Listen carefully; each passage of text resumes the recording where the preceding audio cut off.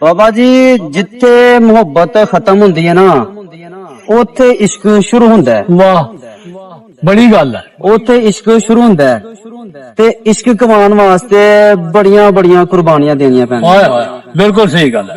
इश्क कमाने वास्ते बड़ियां बड़ियां कुर्बानियां देनियां पैंदियां ने। सही गल है। ते साईं सरदार आप लिखदे ने कि इश्क ला यमूत ला होत राही।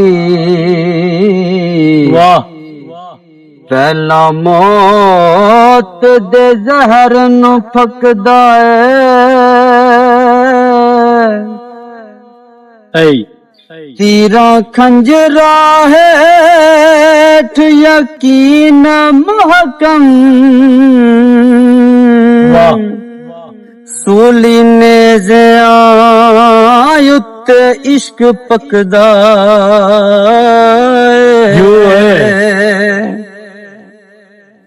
ते चिखा अग दी बैठ बेलाल हबशी। वाह वाह ते जलवे नूर हजूर दे तकदा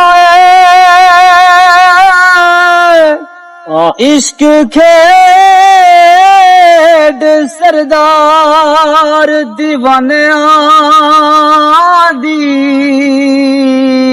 हाय हाय अकल मंद कोई पहुंच न सकता है। हाय हाय अकलमंद कोई पहुंच न सकता। हाय हाय हाय क्यों है इश्क खेड सरदार दीवानिया दी।